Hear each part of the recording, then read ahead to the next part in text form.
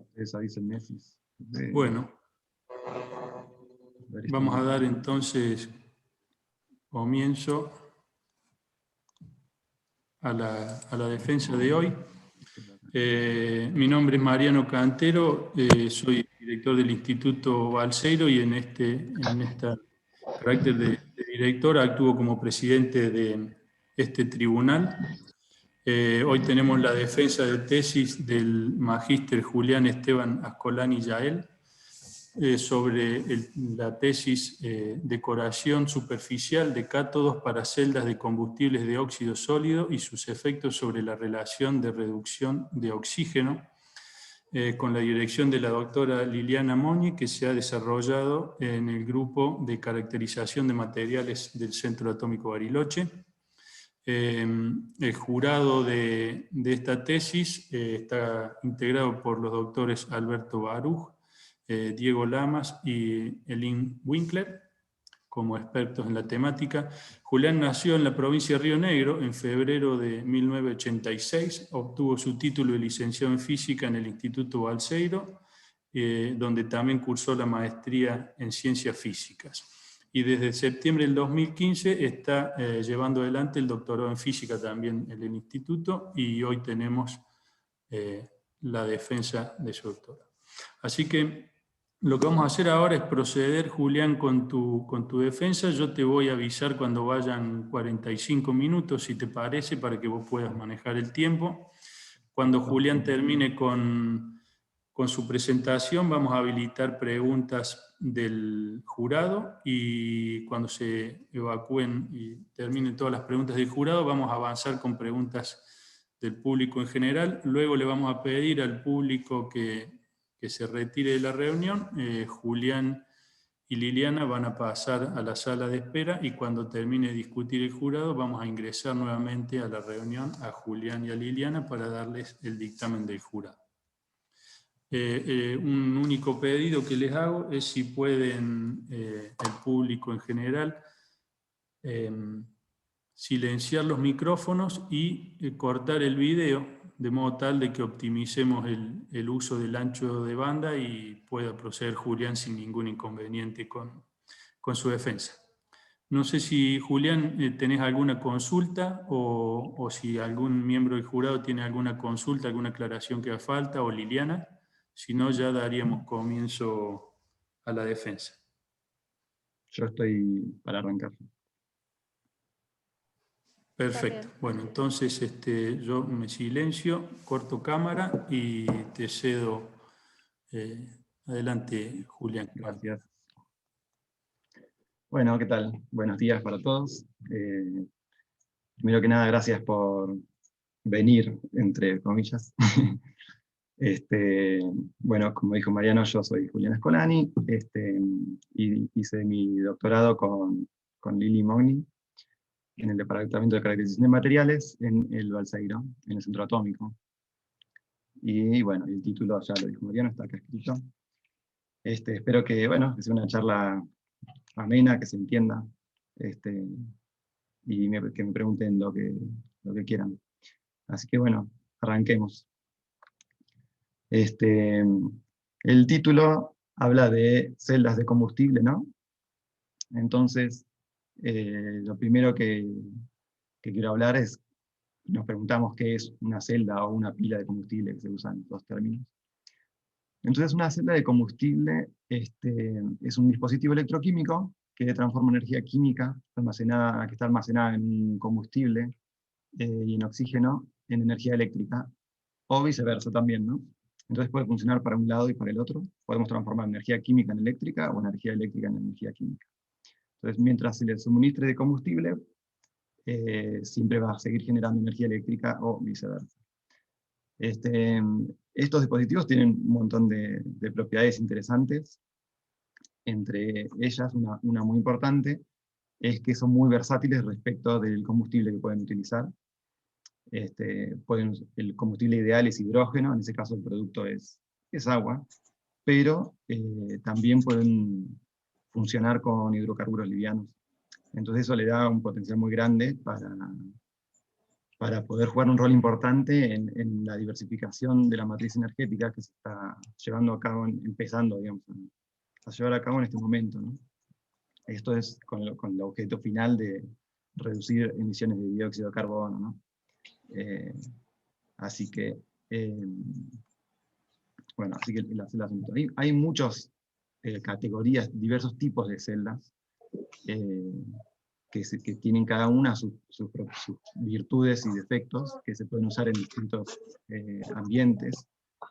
Yo acá pongo algunos ejemplos nada más, pero hay un montón más.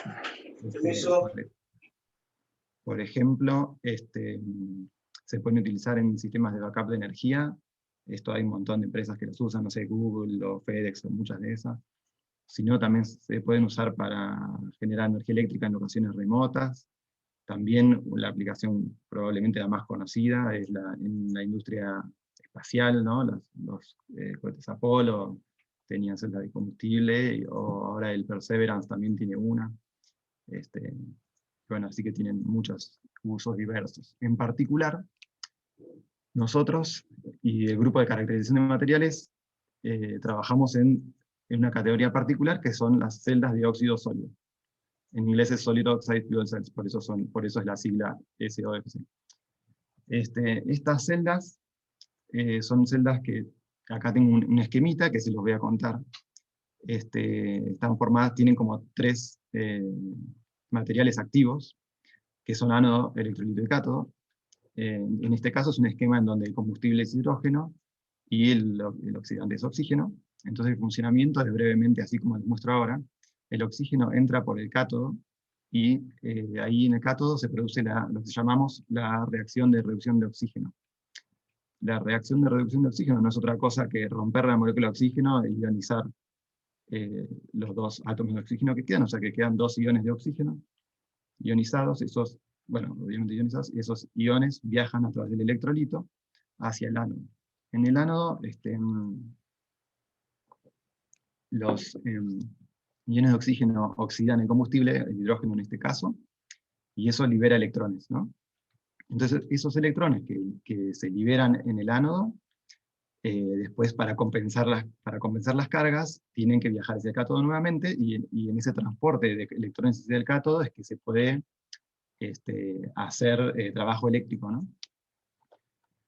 Entonces, estas celdas en particular trabajan a temperaturas bastante altas, que son más o menos hoy en día entre 800 y 1000 grados, y este tipo de celdas ya existen celdas comerciales de las celdas de óxido sólido, pero tienen algunas dificultades, algunos desafíos, digamos, que bueno, justamente son los que estamos tratando de resolver, ¿no? ¿Y qué es lo que pasa? Por ejemplo, sucede esto que se ve en este gráfico. Este gráfico tiene potencia en función del tiempo, es un gráfico medio genérico, pero lo importante de ver en este gráfico es que la potencia va decayendo en función del tiempo, en la potencia eléctrica que le puedo sacar a la celda.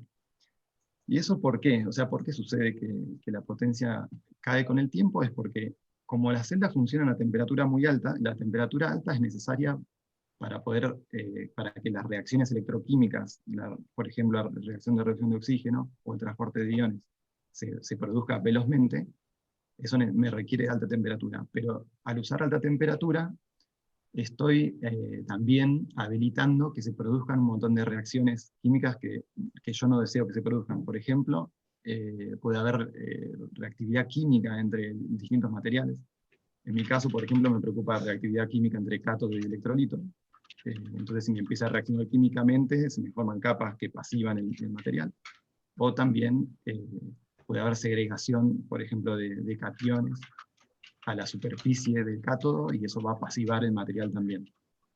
Entonces, tengo un doble juego. Por un lado, para reducir la degradación de los materiales, lo que se busca es bajar la temperatura de operación. Entonces, si yo bajo la temperatura de operación, los materiales se van a degradar más lento.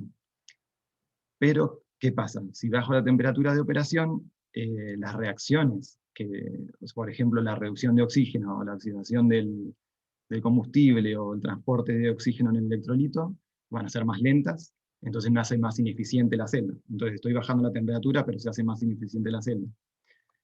Entonces, ¿qué hacemos? Nosotros, en particular yo, que voy a trabajar en el cátodo, voy a tratar de hacer que las reacciones que suceden en el cátodo sean más eficientes, para que eso me permita bajar la temperatura de operación sin perder eficiencia en el dispositivo, ¿no? Entonces, todos los que trabajamos en el cátodo, eso es lo que queremos hacer, y bueno, eso es lo que yo voy a intentar hacer. Entonces, es hacer más eficiente la reacción de reducción de oxígeno para que no pierda eficiencia la célula. En general, los materiales que se usan en el cátodo son los que llamamos conductores mixtos. ¿Qué es un conductor mixto? Un conductor mixto es un material que conduce electrones, o sea, es conductor electrónico, y también conduce iones de oxígeno. Todos los cátodos que se usan son materiales porosos. Son materiales porosos porque es por donde tiene que entrar el oxígeno para reaccionar, ¿no? Entonces, bueno, los cátodos de estado del arte son los que llamamos conductores mixtos, que es lo que les dije recién, conducen electrones y también iones. Entonces, en la diapositiva anterior nombré esta reacción, que está en el título de esta, que es la reacción de reducción de oxígeno. Y ahora, bueno, les voy a charlar un poquito sobre esta reacción, que es la que se produce en el cátodo, en particular en materiales conductores mixtos. Hay otros materiales que se pueden usar de cátodos, pero yo no me voy a meter en eso porque si no se me va a hacer súper largo. Entonces acá, por ejemplo, hago un dibujito en donde tengo un poro, por donde entra una molécula de oxígeno que es gaseosa, viene difundiendo por el poro, y esa molécula se disorbe sobre la superficie del conductor mixto, y como es un conductor mixto, el conductor electrónico puede darme un electrón.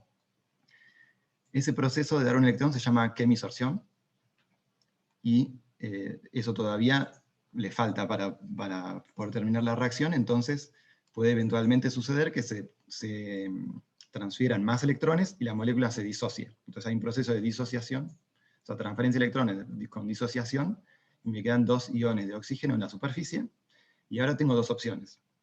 Yo lo que necesito es poder transportar estos iones hacia el electrolito para que viajen hacia el ánodo, ¿no? Entonces tengo una opción que es que uno de los iones esos puedan difundir por la superficie hacia el electrolito, o bien incorporarse a la estructura cristalina del conductor mixto y después difundir por la estructura cristalina.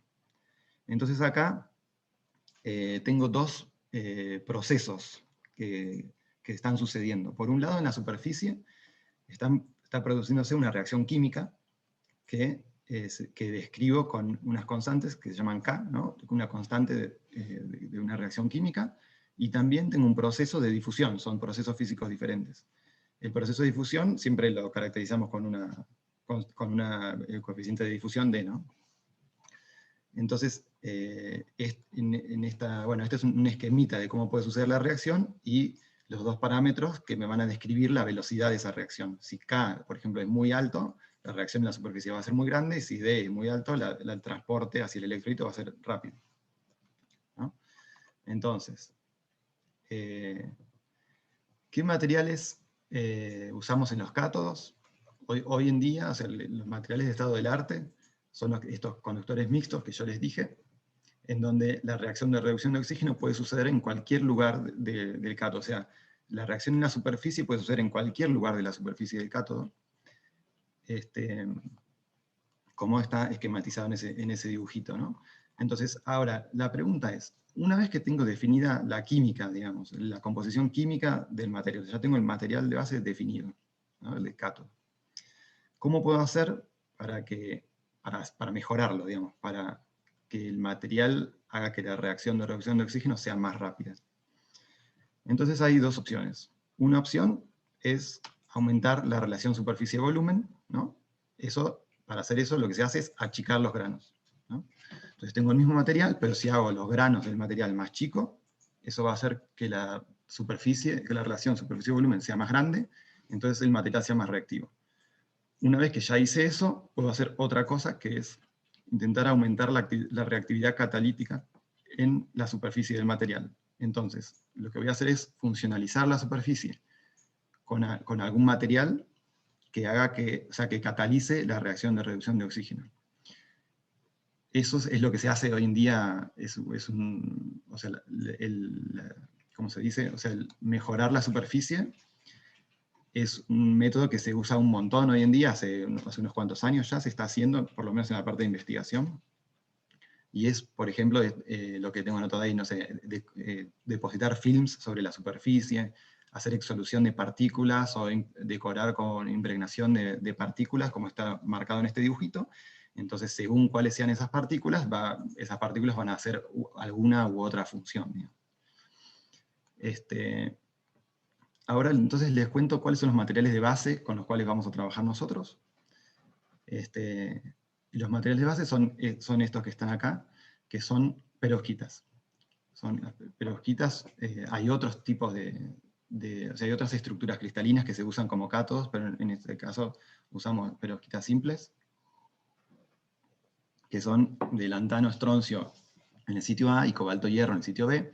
Entonces, si se fijan en el sitio A, que el sitio A es esto que está acá, tenemos lantano estroncio, y yo voy a usar dos composiciones en particular que no van a cambiar. Entonces el sitio A no lo voy a tocar, pero el sitio B, si se fijan, en una tengo cobalto 0,2 y hierro 0,8, y la otra tengo más cobalto que hierro. Entonces, una le voy a decir la perovskita con más hierro, y la otra le voy a decir la perovskita con más cobalto. Estas perovskitas son conductores mixtos, y conducen iones de oxígeno a través de vacancias de oxígeno. Bueno, entonces, estas perovskitas, hay una que es la que está arriba, la que tiene más hierro, que es una perovskita de estado del arte y que se puede comprar incluso, o sea, uno puede comprarla, se vende comercialmente, y que ya está muy estudiada y se conoce que es compatible en gran medida con muchos materiales que se usan habitualmente de celdas de combustible, y está bien caracterizada. La otra perovskita también, pero se usa menos, porque tiene mucho cobalto y porque tiene algunas dificultades mecánicas con los materiales de electrolito en particular. En general, la que tiene más cobalto es más activa para la reacción de reducción de oxígeno, pero se intenta, o sea, la idea es usar la menor cantidad de cobalto posible, aunque el cobalto es más activo, porque el cobalto es caro y es tóxico. Entonces, en general, todos intentan usar menos cobalto, así que la de hierro es como la más común. Pero bueno, nuestro grupo trabajó mucho con las dos composiciones. Entonces, bueno, yo había dicho que íbamos a trabajar en la funcionalización de la superficie. Entonces acá les cuento súper brevemente qué método, o sea, qué técnica uso yo para funcionalizar la superficie. En nuestro caso, o sea, en general, trabajamos con un sustrato que es un electrolito denso, una pastillita, un electrolito denso, y arriba depositamos el cátodo poroso, que está representado por estas bolitas negras acá. Entonces estas bolitas negras son el cátodo poroso, abajo está el sustrato que es un electrolito denso, y preparamos una solución con los precursores nosotros vamos a decorar siempre con óxidos, entonces preparamos un precursor, una solución acuosa con los precursores de los óxidos que queremos poner sobre la superficie, y después eso le hacemos un tratamiento térmico, por ejemplo, 1 hora a 700 grados, eso es algo común, o 1 hora a 800 grados, eso depende del material en particular que queremos sintetizar. Y después de ese tratamiento térmico, los precursores reaccionan y se forman las nanopartículas, ¿no? Ahora, eso es algo que logramos hacer. Acá pongo un ejemplo, por ejemplo. Entonces, esto, por ejemplo, este grano grande acá es la perovskita, y las particulitas chiquititas más claritas es un material que yo decoré, lo hice yo. La pregunta es, ¿qué efecto producen estas partículas? Yo le estoy poniendo las partículas, pero no sé, o sea, ¿cómo caracterizo el material ahora? ¿Cómo caracterizo la reacción de reducción de oxígeno para saber si las partículas hicieron que la reacción suceda más rápido o no? ¿Cómo mido eso, no? Bueno, este tipo de materiales, entiendo yo que en nuestro grupo es la primera vez que se hacen. En general ya está bastante reportado en la literatura materiales decorados, o sea, no es algo que haya inventado yo, pero en nuestro grupo es la primera vez que lo logramos hacer. Entonces, bueno, ahora ya di un poquito el contexto general. Entonces, ¿cuáles son mis motivaciones y el objetivo del trabajo, así bien, en un sentido bien amplio? Entonces, primero es, bueno, aportar al desarrollo del diseño racional de cátodos para celdas de óxido sólido, o sea, poder entender bien cómo funcionan para poder desarrollarlo a conciencia, sería. Para poder hacer eso, tenemos que poder caracterizar la reacción de reducción de oxígeno en cátodos decorados. Y el objetivo también es distinguir, o sea, qué mecanismos electroquímicos, o sea, cuáles son los mecanismos electroquímicos que están limitando esa velocidad de reducción de oxígeno, y cuál es el efecto que produce en esa reacción la decoración. Entonces, ¿cómo vamos a hacer para resolver eso? Ahora lo vamos a ver. Entonces, ahora una esquemita de cómo sigue la charla, ¿no? Entonces, primero voy a contar el método, o sea, cómo hago para caracterizar la reacción de reducción de oxígeno en materiales porosos y también en materiales decorados, ¿no? Después, bueno, muestro unos resultados, en donde primero voy a comparar las perovskitas, una la que tiene más hierro con la que tiene más cobalto, y después voy a poner un ejemplo de hacer este estudio de la reacción de reducción de oxígeno en un material, en la perovskita con más hierro, y se me escapó la sigla, decorada con óxido de cobalto. Entonces después vamos a sacar unas conclusiones y charlar un poco de cómo se podría seguir. Entonces, un segundo. Les había dicho que queríamos caracterizar la reacción de reducción de oxígeno, en particular en materiales decorados. Y queremos saber si la decoración está mejorando la reacción, la velocidad de la reacción. Entonces, para eso les había contado en una diapositiva anterior que teníamos unos coeficientes que son el K, que describe la reacción en la superficie, y el coeficiente de difusión D, que describe el transporte de los iones hacia el electrolito. Y entonces son esos dos coeficientes los que yo voy a querer averiguar. Entonces, el mejor método que conocemos para medir esos dos coeficientes, K y D, en materiales porosos, es lo que llamamos, que yo llamo método 3D-TEIS, que es especial para electrodos porosos. Entonces, ¿este método en qué consiste? Consiste básicamente en realizar dos experimentos.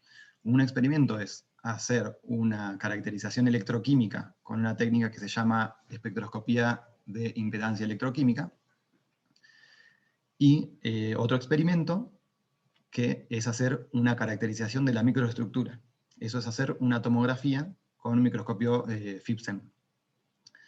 Esos dos experimentos después los conecto a través de un modelo electroquímico, y con ese modelo voy a poder sacar valores del coeficiente de difusión y de la velocidad de reacción en la superficie.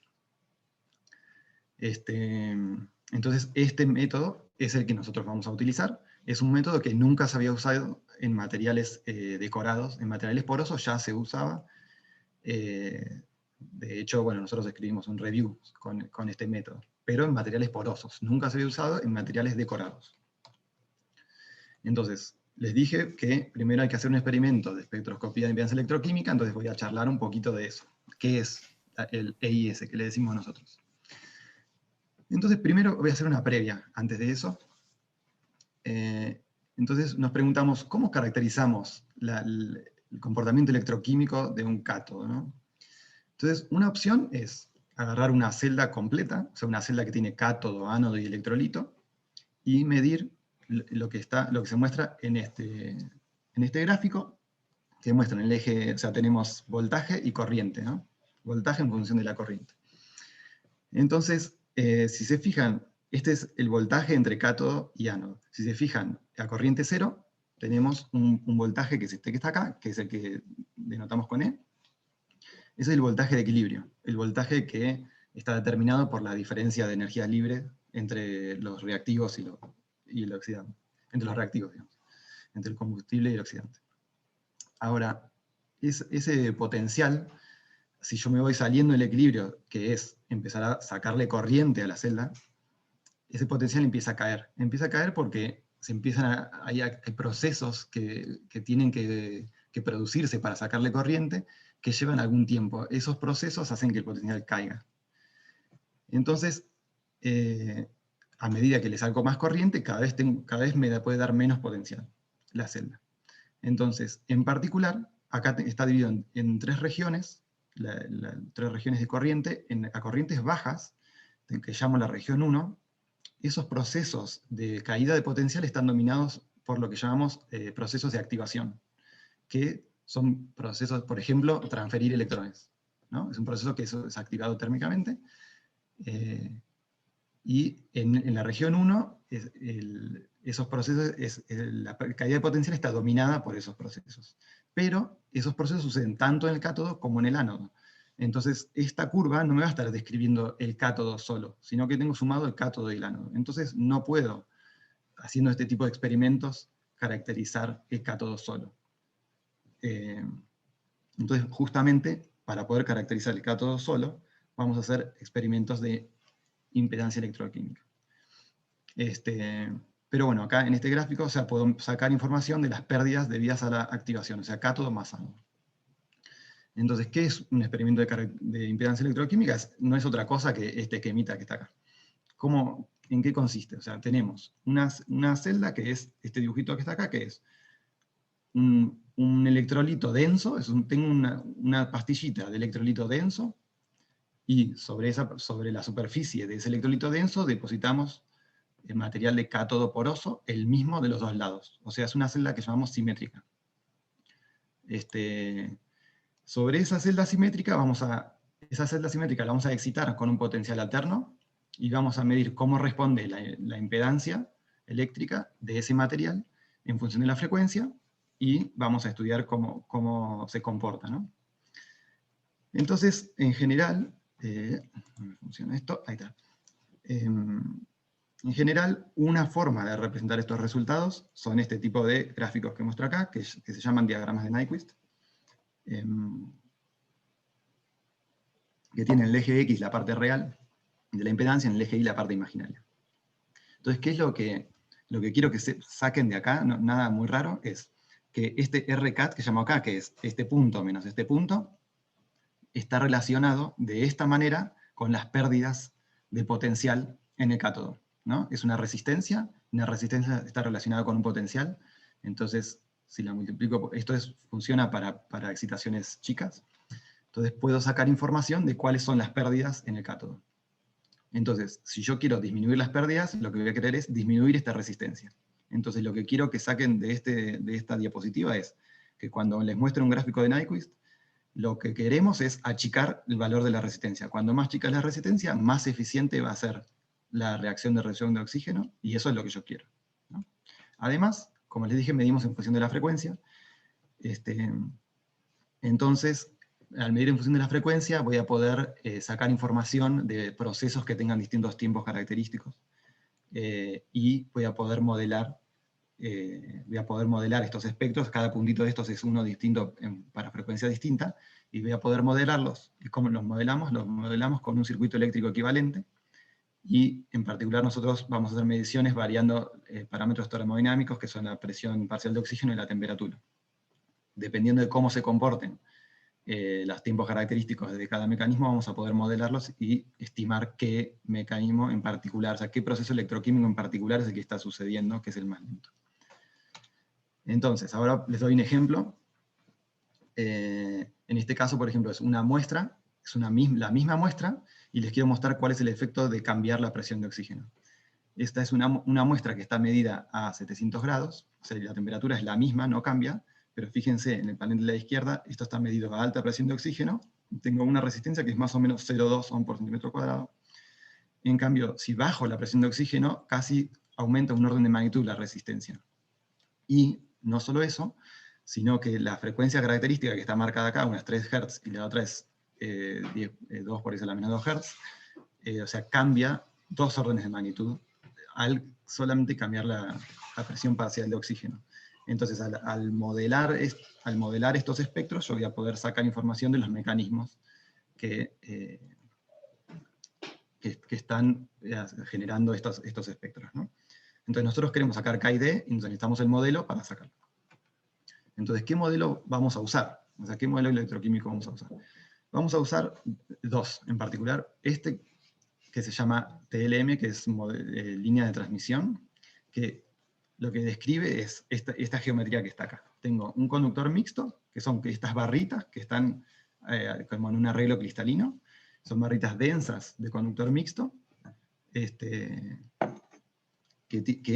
entonces la reacción de reducción de oxígeno va a suceder en la superficie de estos cilindritos, y después va a transportar el oxígeno hacia la superficie. Entonces el circuito equivalente, circuito eléctrico equivalente que describe esta geometría es este que está acá. Lo único que tienen que, no hace falta que vean demasiado, lo único que tienen que ver es que acá en este circuito hay una resistencia que describe la difusión de oxígeno, y después una resistencia con una capacitancia que describe la reacción en la superficie. Entonces tengo tres parámetros, uno describe la difusión, y los otros dos describen la reacción en la superficie. Entonces es un modelo simple, pero que me describe, o sea, que está describiendo una geometría que no es la real, ¿no? Yo tengo un material poroso, donde todos los granos tienen una forma diferente. Entonces, este modelo es un modelo muy simplificado, pero que no describe la microestructura real del material. Entonces, un modelo que es un poco más complejo es el modelo que llamamos ALS, el modelo de Adler-Lane-Still. Este modelo es precisa de más información, en particular, o sea, también describe un cátodo conductor mixto, poroso, y que tiene una cierta microestructura. Entonces, este modelo tiene información ya de la microestructura, en particular la porosidad, que es este epsilon, el área superficial, que es AS, y la tortuosidad, que es T. No importa. Lo importante es que tiene información de la microestructura. Además, y no menor, tiene puestos explícitamente el K y el D, que es lo que yo quiero sacar. Y estos dos modelos, el anterior y este, tienen una impedancia que es equivalente. Ahora, entonces, eso significa que ajustando con estos modelos, yo voy a poder despejar la velocidad de la reacción, que puede ser este R0 o K, y el coeficiente de difusión D. Ahora, para eso voy a necesitar efectivamente mediciones de espectroscopía de impedancia y información de la microestructura, que esa la voy a sacar con tomografía FIB-SEM. Entonces, ahora nos falta la otra pata, que es la tomografía FIB-SEM. Entonces, tenía tres patas el método. Uno era el experimento de impedancia, el modelo y la tomografía. Entonces, ahora la tomografía. ¿Qué es la tomografía? O sea, la tomografía FIB-SEM, se los cuento súper brevemente, es este esquemita que hago acá. Entonces, agarramos un pedacito de la muestra del material simétrico con los electrodos porosos que teníamos, y lo incluimos en una resina. Incluirlo es simplemente llenar los poros del electrodo poroso con una resina. Eso después lo pulimos y lo llevamos al microscopio FIB-SEM, ¿no? Entonces el microscopio tiene este dibujito que está acá, este esquema, digamos, en donde el SEM es un microscopio electrónico que saca una imagen, y el FIB corta una feta. Entonces con el SEM sacamos una imagen y el FIB corta, y después con el SEM sacamos una imagen nueva y el FIB corta. Entonces vamos sacando imágenes a diferente profundidad, y nos va a quedar, acá hay ejemplos, por ejemplo, de las imágenes, y nos va a quedar como una secuencia de imágenes, como en el panel E, que van a estar todas sacadas a distinta profundidad, equidistantes. Entonces, con esta información podemos poder, después, tratando las imágenes, haciendo cálculos, sacar información de la microestructura de ese material poroso en particular. Y bueno, así que eso es todo lo que voy a decir de tomografía. Entonces ahora voy a pasar los resultados, ya voy media hora. Voy a comparar las perovskitas, la perovskita que tiene más cobalto, con la perovskita que tiene más hierro, y comparar la reacción de reducción de oxígeno en esas dos.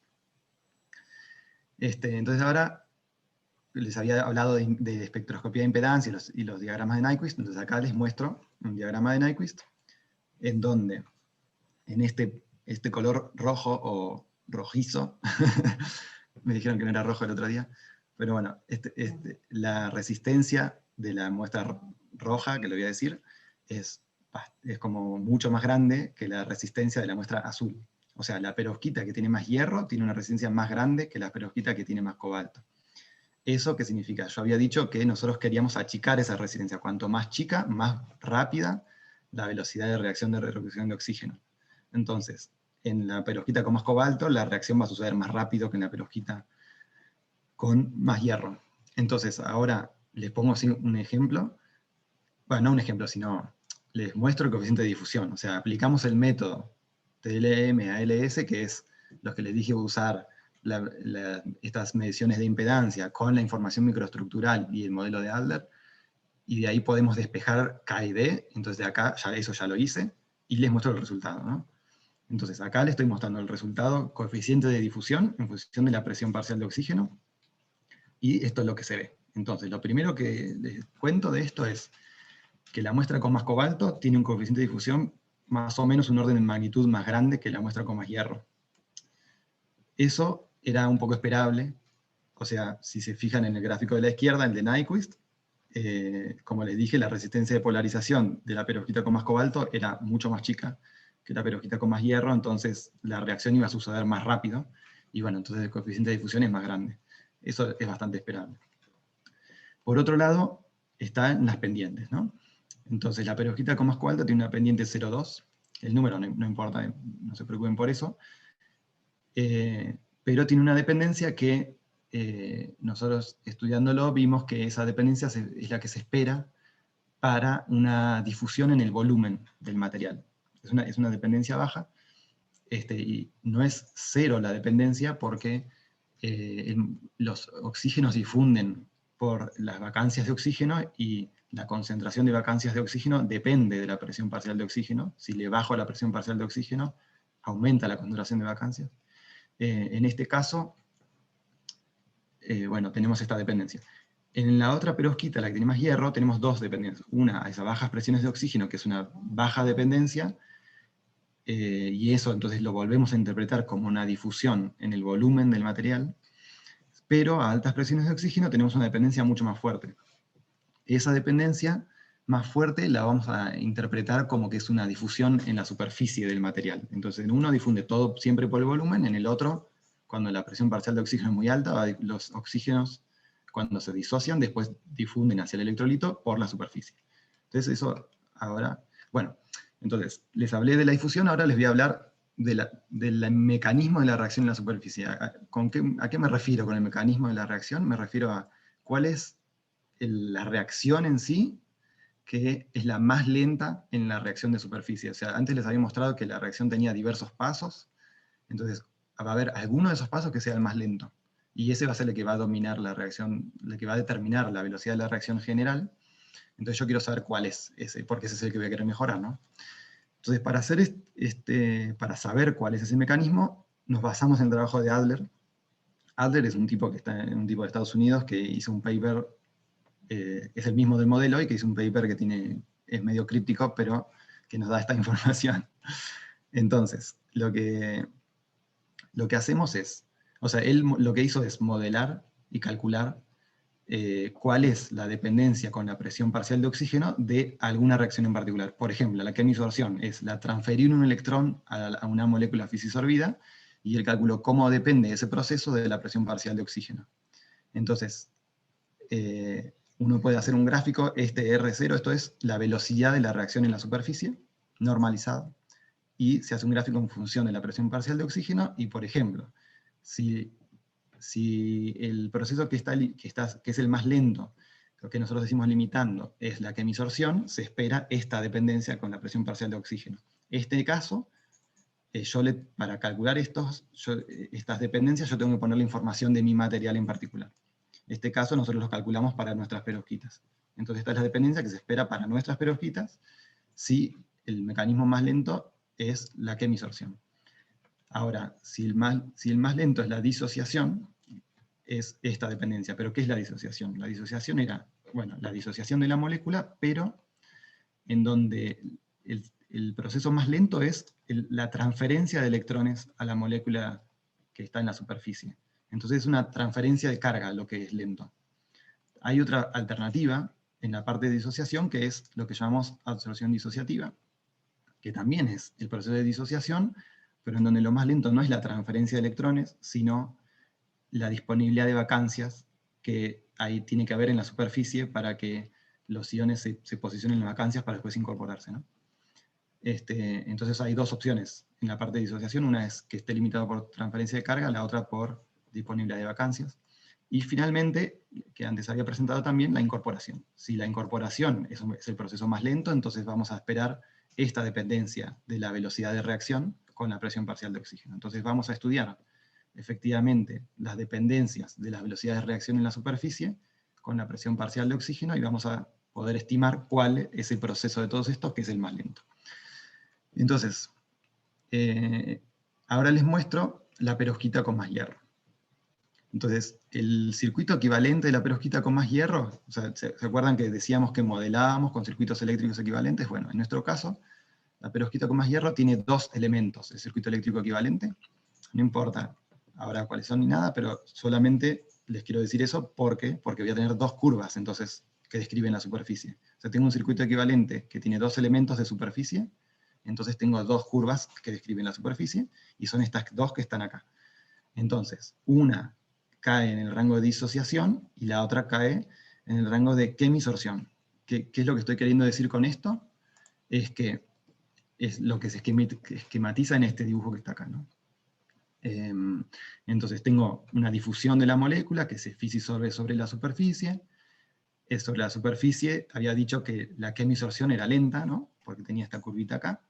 Entonces esa transferencia de un electrón a la molécula fisisorbida va a ser lenta.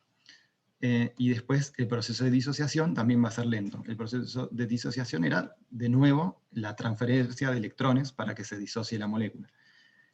Y bueno, después, cuando miramos el coeficiente de difusión, les había dicho que a alta presión parcial de oxígeno, la difusión era por la superficie, así que lo dibujo por la superficie. Entonces, estos serían los mecanismos limitantes de la perovskita con más hierro. Ahora nos preguntamos la perovskita con más cobalto, a ver si es distinta, y efectivamente es diferente. En este caso, la velocidad de reacción en la superficie tiene una dependencia con la presión parcial de oxígeno que cae en absorción disociativa. ¿Eso qué significa? Significa este dibujito que está acá. O sea, la quemisorción va a ser rápida, y lo que va a ser lento es la absorción disociativa, que era un proceso limitado por la disponibilidad de vacancias de oxígeno. O sea, entonces ahora la transferencia de electrones es rápida, a diferencia del otro material. Acá la transferencia de electrones es rápida, pero me faltan vacancias de oxígeno. Y bueno, después está el proceso de incorporación, que es rápido, y la difusión hacia el electrolito, ¿no? Entonces, un resumen rápido comparando estos dos materiales. Bueno, o sea, primero les quería decir, estos resultados son importantes, o sea, los publicamos hace un tiempo. Entiendo yo que no se habían estudiado con este método el coeficiente, la velocidad de la reacción de reducción de oxígeno y los mecanismos para unas perovskitas que habían sido sintetizadas con el mismo método, eran iguales, lo único que cambiaba era la reacción cobalto-hierro, entonces eso es lo que nosotros estudiamos, como les mostré recién. Entonces, bueno, eso lo publicamos en un artículo. Entonces, lo que pudimos averiguar era que en ambos materiales la reacción está colimitada entre difusión y la reacción de superficie, eso es normal en un conductor mixto, y en la perovskita con más cobalto, el K, o sea, la constante de superficie, describe la velocidad del proceso de absorción disociativa, que no es otra cosa que un proceso que está limitado por la disponibilidad de vacancias de oxígeno. En cambio, en la perovskita con más hierro, la velocidad de reacción de superficie está describiendo, o sea, está limitada por un proceso de disociación y quemisorción. Esos dos procesos en realidad son transferencia de electrones. Entonces tengo una perovskita cuya velocidad de reacción está limitada por la disponibilidad de vacancias de oxígeno, y la otra, donde la velocidad de reacción está limitada por la capacidad de transferencia de electrones. Entonces yo quiero mejorar estos materiales, ¿no? Eso es lo que habíamos dicho en un principio, que era, tengo unos materiales y quiero mejorarlos, le quiero poner partículas, pero bueno, ¿qué le pongo? Le voy a poner óxidos, pero ¿qué óxidos le pongo? Entonces para saber qué material ponerle, tengo que entender cómo está limitada la reacción en cada uno. Entonces, como vimos, funcionan de diferentes maneras, un material y el otro. El que tiene más cobalto está limitado por la concentración de vacancias de oxígeno, o sea que el primer pensamiento más primitivo, podría decirse, es ponerle un material que tenga vacancias de oxígeno. Y eso es lo que hicimos. Ahora no lo voy a mostrar, pero eso lo hicimos. Y después, en la perovskita con más hierro, dije que lo que limitaba la velocidad era la posibilidad de transferir electrones, entonces vamos a tratar de ponerle un material que le resulte fácil de darle electrones, que eso es tener un material con baja función trabajo. Entonces yo ahora les voy a mostrar un ejemplo. O sea, hice otras decoraciones, pero creo que el que les muestro es el más exitoso y el más interesante, que es la decoración de la perovskita con más hierro con óxido de cobalto. Entonces acá les muestro una imagen de microscopio electrónico, en donde estas partículas grandotas acá son la perovskita, ¿no? Fíjense la escala, ¿no? 50 nanómetros, es así, o sea, tiene mucha resolución.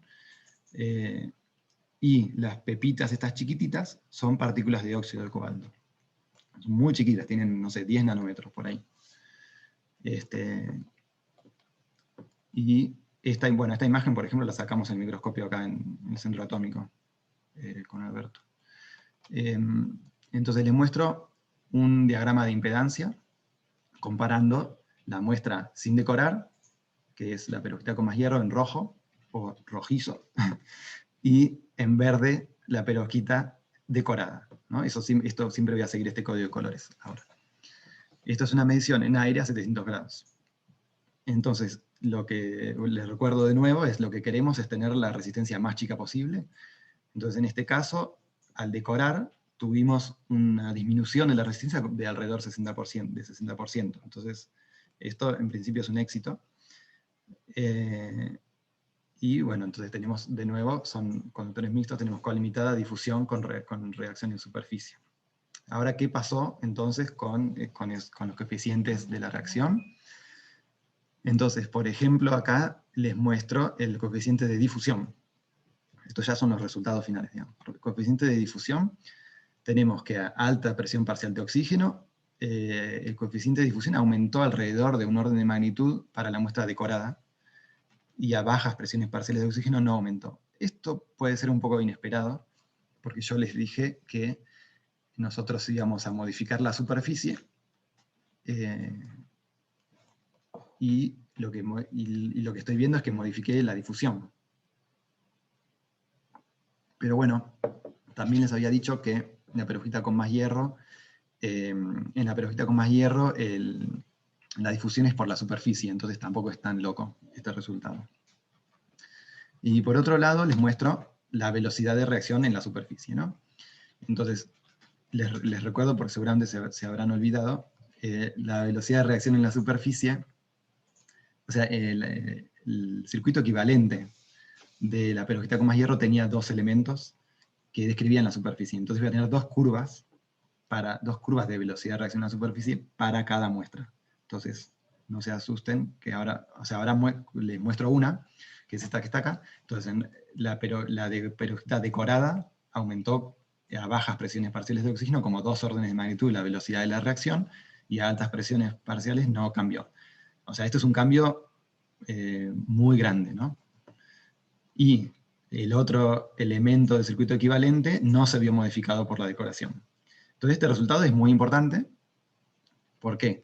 Porque con este método estoy pudiendo mostrar que la decoración modificó primero el coeficiente de difusión y también la velocidad en la reacción de superficie, ¿no? Esto es algo que no se había mostrado, o sea que no se ve en la literatura, no está reportado. Ahora yo estoy escribiendo este artículo y lo tenemos que mandar. Entonces, lo último que falta es estudiar Julián, cómo... Sí, no, solo para avisarte, como te había dicho, que van 45 minutos. sí, ahí lo estoy viendo. Ya me falta poquito.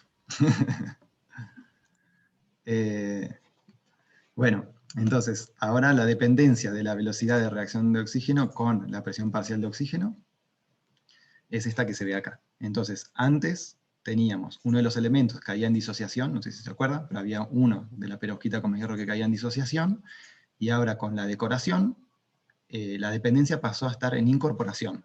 Entonces el mecanismo cambió. O sea, la decoración cambió el mecanismo que es el que está limitando la velocidad de la reacción. El otro elemento era el que caía en quemisorción y la decoración no lo cambió. Entonces, ahora, para la perovskita decorada, la reacción es la siguiente, o sea, las reacciones que limitan son las siguientes, es la quemisorción, eso no se vio modificado, eso es la transferencia de un electrón, la disociación ya no es el proceso más lento, y la incorporación es un proceso lento, y bueno, después la difusión, ¿no? Entonces esto es muy importante, porque estamos viendo que la decoración modificó el mecanismo que es el más lento. Decimos que la parte de transferencia de electrones ya deje de ser tan lenta y empiece a estar siendo comparable con la incorporación, que es un proceso que depende de la concentración de vacancias. Entonces, bueno, como vimos que estos materiales eran súper prometedores, hicimos una celda completa, una celda real que tiene cátodo, ánodo, electrolito, y medimos a ver qué potencia nos daba, a ver si aumentaba la potencia que salía con el material decorado. O sea, dijimos, las celdas tenían ánodo y electrolito el mismo, y pusimos nuestro cátodo sin decorar y el cátodo decorado. Entonces en verde está el cátodo decorado, en rojo el cátodo sin decorar, y en el gráfico de la izquierda es potencia en función de la corriente. Y vimos que no es medio decepcionante el gráfico, pero aumentó muy poquito. Después seguramente vamos a charlar de esto, seguro me van a preguntar y les puedo contar un poquito. Y por otro lado, vemos potencia en función del tiempo, que vemos que la potencia también cae en función del tiempo para las dos muestras de la misma manera. Entonces la decoración no modificó la potencia en función del tiempo. Entonces de esto terminamos las mediciones de impedancia y de potencia y dijimos, bueno, como vimos que con el tiempo seguía deteriorándose los materiales, quisimos caracterizar la microestructura del material después de estas mediciones, entonces fuimos a los microscopios, ¿no? Y esta es una imagen entonces de microscopio electrónico, en donde se muestra la muestra decorada después de las mediciones, que fueron como 300 horas a 700 grados, por ahí. Entonces, ¿qué pasa? No están las partículas. Entonces las partículas desaparecieron. Entonces, bueno, fuimos al microscopio de transmisión. En el microscopio de transmisión vemos este tipo de figuras. Esto está súper cargado, pero solo quiero que vean, por ejemplo, en el panel B, se ve acá abajo a la izquierda, esto es un pedazo de una partícula de perovskita, y se ve en el medio una partícula de óxido de cobalto. Fíjense, la resolución acá es más grande todavía que en el microscopio electrónico del CEM. Acá hay otro ejemplo, en el panel C hay otro ejemplo, también arriba la perovskita y abajo las partículas de óxido de cobalto, eso no hay ningún problema, pero fíjense, por ejemplo, en el panel D, tenemos arriba a la derecha la perovskita, y en el borde una partícula de óxido de cobalto, pero hay como una región como de material, en algunas zonas es amorfo y no sabemos qué es, parece estar como disolviéndose la partícula.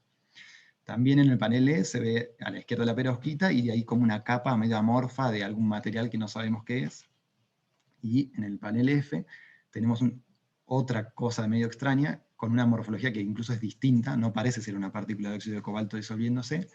Esto en particular parece ser lo que es estroncio segregado.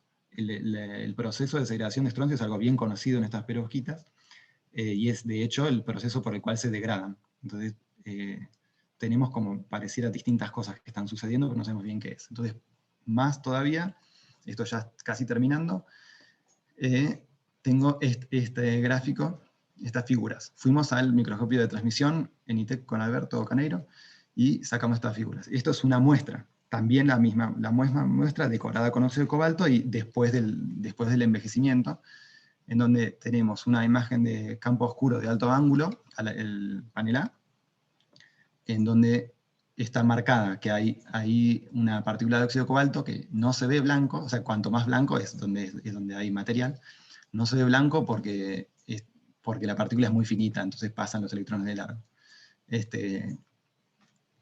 Pero lo que quiero que vean es que, fíjense, en el panel D y el F se ve que hay cobalto y que hay oxígeno, o sea, así sé que hay una partícula de óxido de cobalto, y quiero que vean que el landano, el cobalto, el hierro, el oxígeno están distribuidos bastante homogéneamente en la perovskita, y por otro lado el estroncio, fíjense que ahí arriba a la derecha hay como una acumulación de estroncio y después está muy inhomogéneo distribuido.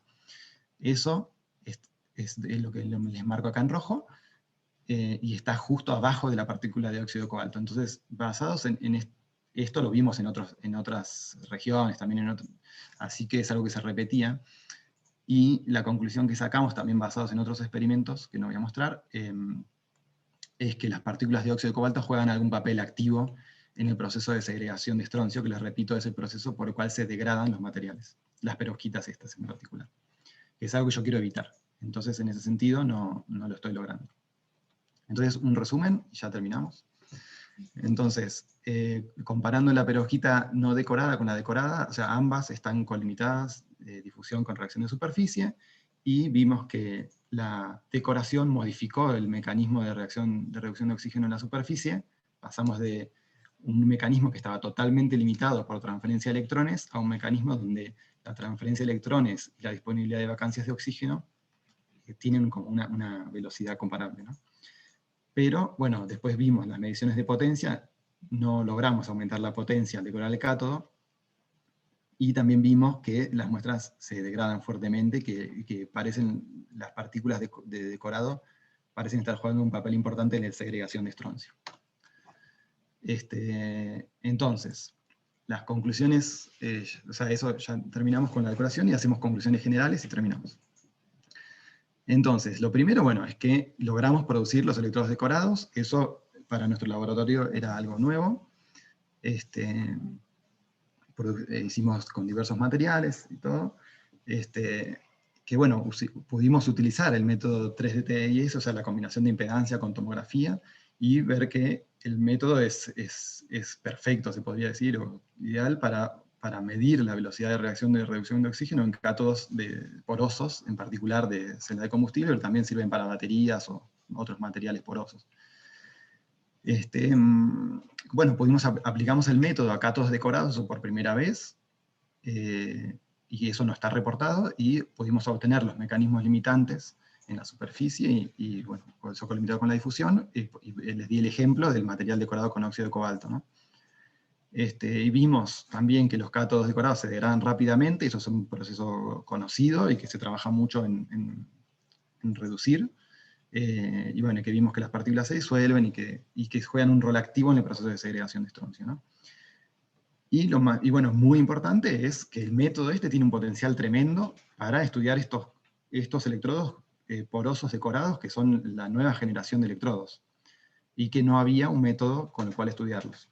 Entonces este método, creo yo, va a ser aplicado mucho en este tipo de materiales en el presente y en el futuro. Así que bueno, ¿cómo seguir?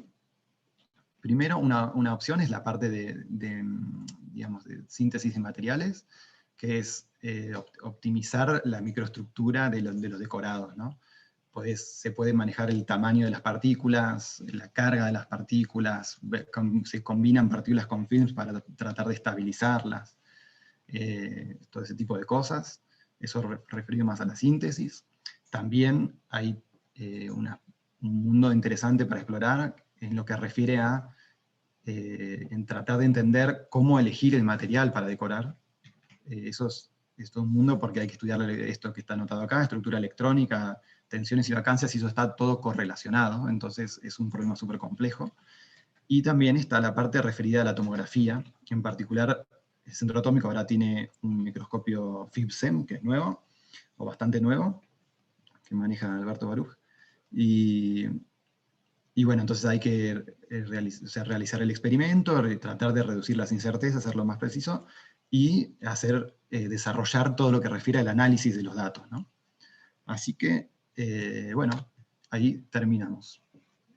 Así que bueno, agradezco a todos los que vinieron, todos y todas y todes, a los jurados también en particular, que se tomaron el trabajo de leer la tesis, obviamente a Lili, mi directora, que me acompañó todo este tiempo, y bueno, toda la gente del grupo, que también me acompañaron, y nos acompañamos, y bueno, al Balseiro, al Centro Atómico, a la CONEA, a mi familia, y a Sonia, que la tengo acá al lado, que es mi compañera. Así que espero que se haya escuchado. Bueno, muchas gracias, Julián. Sí, se escuchó bien.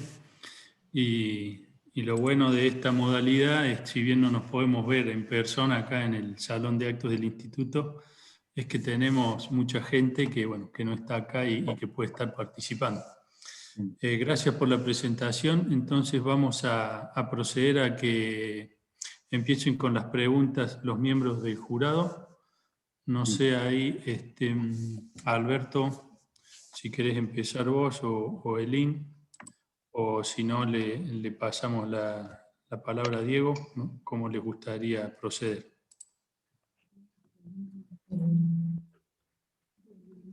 Alberto, ¿querés que empiece? ¿Querés empezar? ¿Se escucha? Sí, Elín, se escucha. Bueno, sí, perdón. En el instituto es tradicional que quien empiece con las preguntas sea el jurado visitante, por una cuestión de deferencia. Pero no tengo problema con empezar también. Diego, ¿querés empezar vos? Hola, ¿cómo están? Como ustedes prefieran, me da lo mismo. Bueno, adelante Diego. Bueno, primero, bueno, felicitaciones Julián, brillante la tesis y la presentación, clarísima. No sé cómo haces para estar tan tranquilo. Muy bueno todo.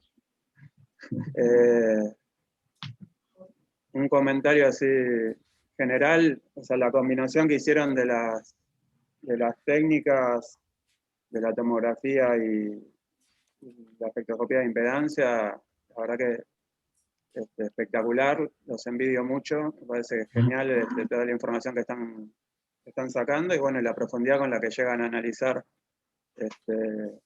los mecanismos para la reacción de reducción del oxígeno en los cátodos, ¿no? Eso me parece buenísimo que hayan podido implementar esta combinación de técnicas y que hayan logrado hacer un análisis tan profundo de los mecanismos.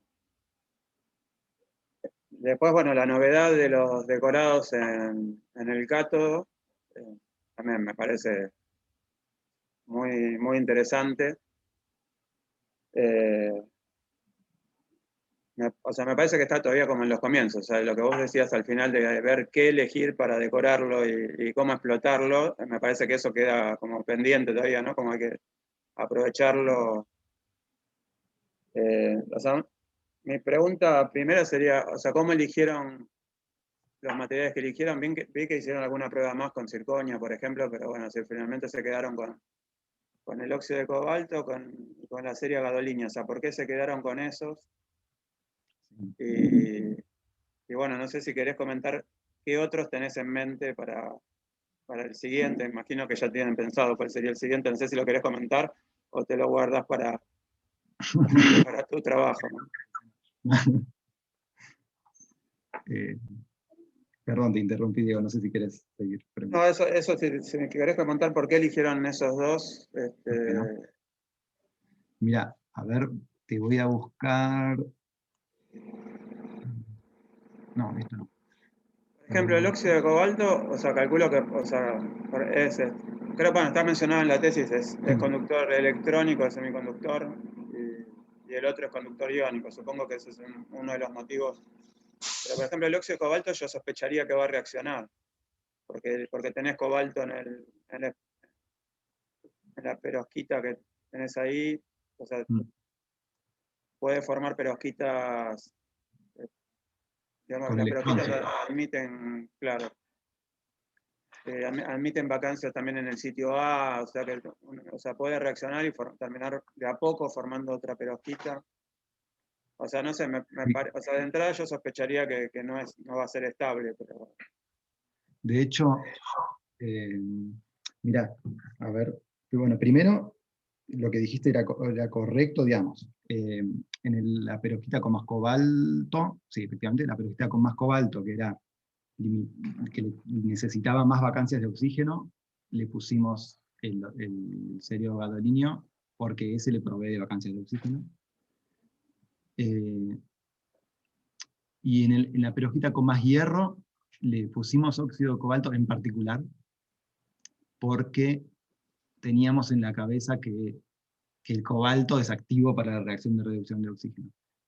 Lo que decís o sea, entonces la idea era ver si podíamos equiparar el rendimiento de la perovskita con más cobalto, pero solamente teniendo más cobalto en la superficie, en vez de hacer toda la síntesis con más cobalto. Entonces reducir la cantidad de cobalto que se usa.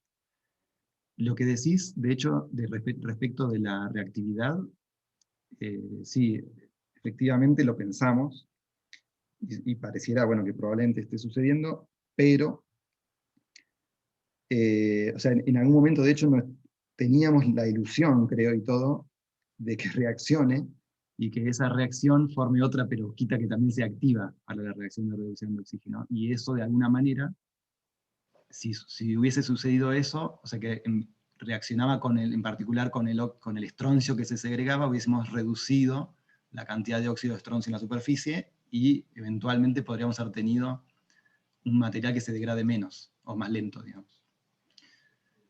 Pero, no sé si te acordás, bueno, al final de la tesis, creo que es el capítulo 5, 6, el capítulo de la decoración con cobalto, al final hicimos un experimento donde medimos la concentración de óxido de estroncio en la superficie.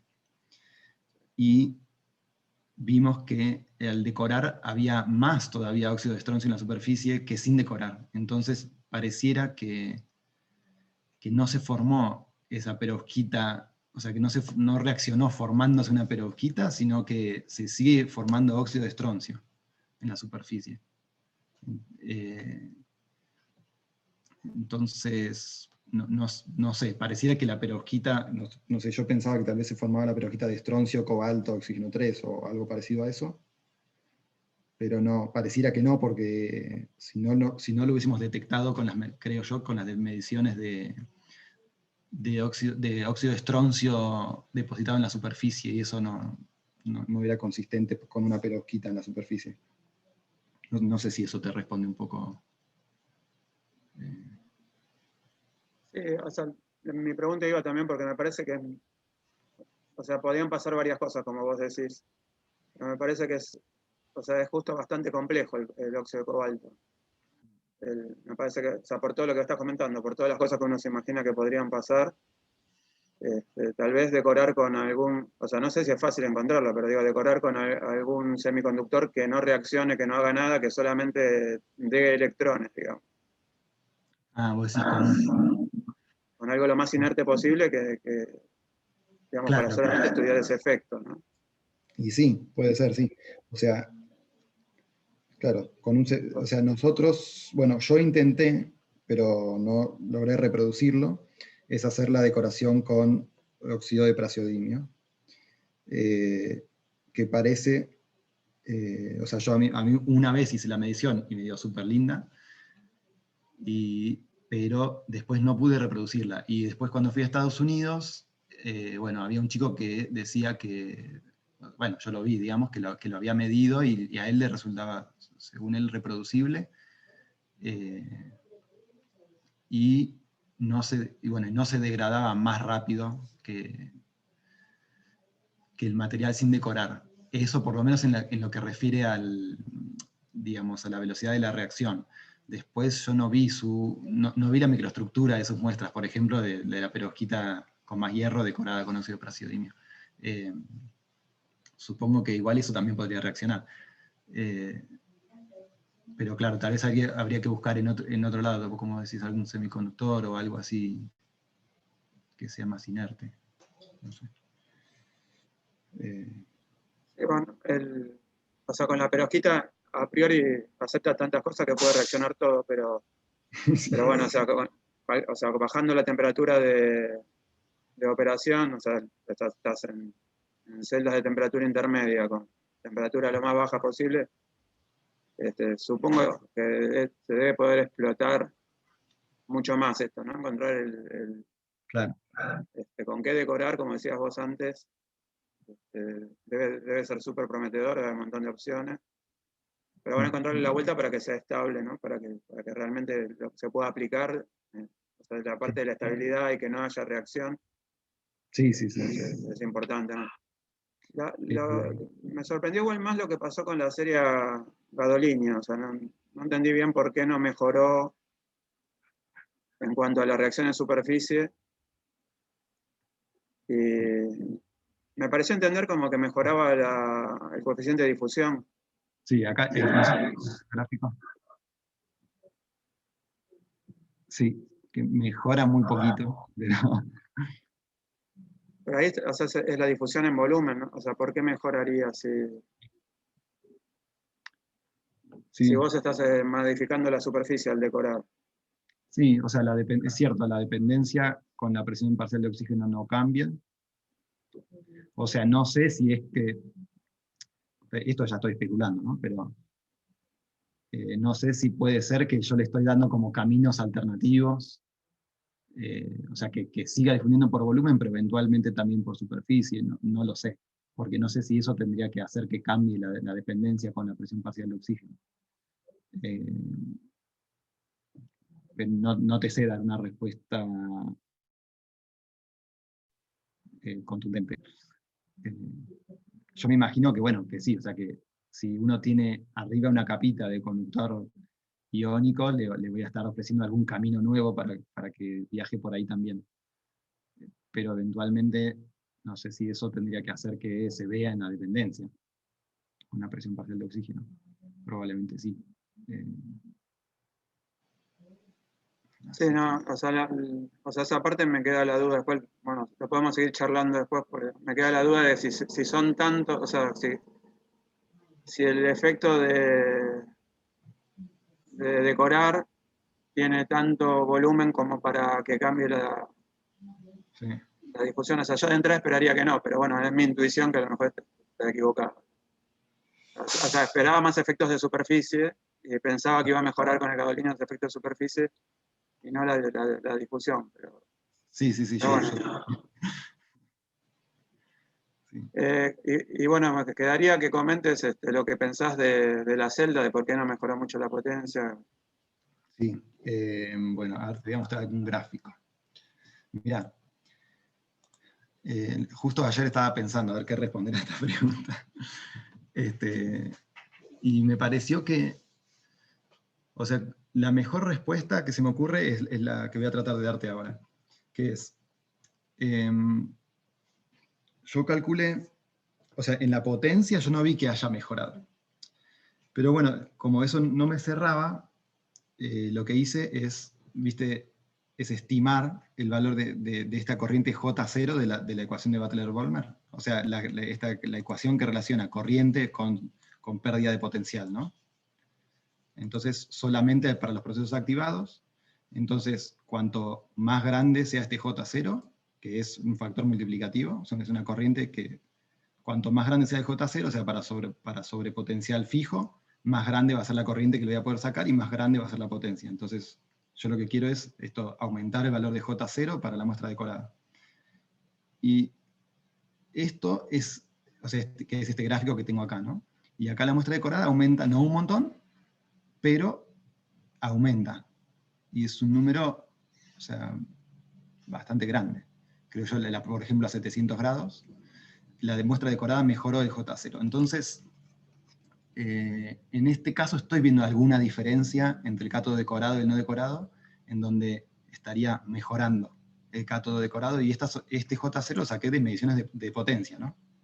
O sea, de la misma celda de donde vi que la potencia no mejora, pude, después tratando esos datos, pude calcular este J0, y veo que el J0 mejora, o sea que eso me da un indicio de que eventualmente el cátodo pudo haber mejorado, pero que tal vez pasó otra cosa. Y justo ayer, acá charlando con mi compañero Mariano, él me dijo que él, bueno, te tengo que mostrar una cosa previa en realidad, que es que las muestras no son exactamente iguales, las de impedancia y las de potencia. ¿Por qué? Porque si ves, este es el esquema de la muestra que medí en potencia, ¿no? No sé si se llega a ver, pero que tiene, bueno, ánodo, que es níquel y SZ, y en particular el tema del electrolito. Yo tenía un electrolito que era un thin film, así, no sé cómo se dice en castellano, de ISZ, y para que no reaccione con la perovskita del cátodo, tuvimos que ponerle una capa buffer de GDC, ¿no? Y bueno, esa capa buffer la pusimos con spin coating y no queda perfecta, digamos. Queda inhomogénea y aparte le estoy agregando digamos, estoy modificando, ya no es el mismo electrolito que tenía, tengo una interfaz nueva que no es la misma que tenía en las mediciones de impedancia.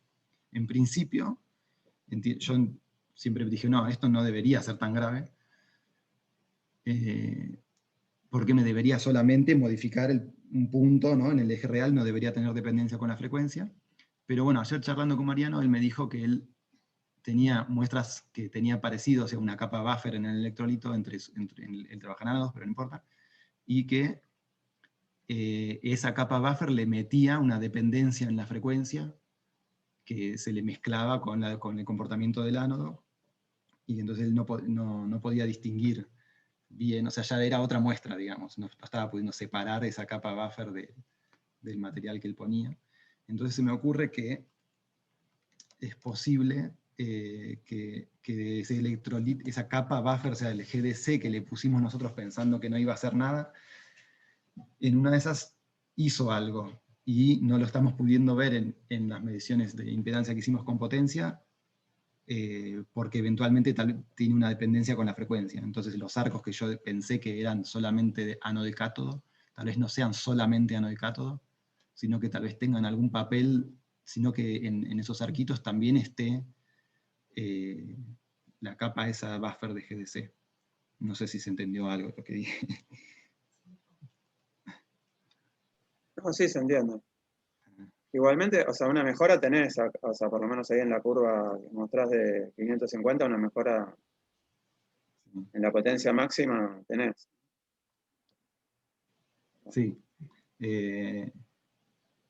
Así que, o sea, algo se ve, pero posiblemente uno esperaba más. Igualmente habría que ver todas las contribuciones, porque bueno, vos ahí tenés el electrolito, o sea, en la celda tenés el electrolito, el ánodo, el cátodo, habría que ver todas las contribuciones y ver qué es lo que está pasando. Sí. O sea, es súper... como que, bueno, es difícil el problema. Y bueno, después controlar todo para que las dos cosas sean comparables siempre es difícil. O sea, Claro. O sea, a mí me parece que igualmente o sea, esto seguramente habrá que seguirlo midiendo, trabajando, analizando, pero bueno, una mejora pareciera que tenés. Lo más complejo es la parte de estabilidad y eso, ¿no? que mencionabas antes, Sí. que termina siendo después lo más crítico para las aplicaciones. Claro. Pero después, así en líneas generales, o sea, por un lado, la forma que explotaste la técnica es súper prometedora para todos los materiales que se les ocurre estudiar. Y lo del decorado en los cátodos también me parece muy novedoso y también da para montones de cosas. Habrá que seguir pensando todas estas cosas, ¿no? O sea, cómo sacarle más el jugo, pero la verdad que te felicito, está espectacular el trabajo que hicieron. Como les decía, y bueno, también le comentaba a Lili el otro día, la verdad que los envidio mucho, pues, la profundidad que tiene el trabajo que ustedes hacen es impresionante. Bueno, gracias. Muchas gracias por los comentarios. Bueno, después seguimos charlando más informalmente, porque bueno, hay un montón de cosas que me interesan. Dale, gracias. Gracias, Diego. Bueno, le pasamos entonces la posta al jurado local, Elín o Beto, no sé con quién quiere largar. Bueno, sigo entonces.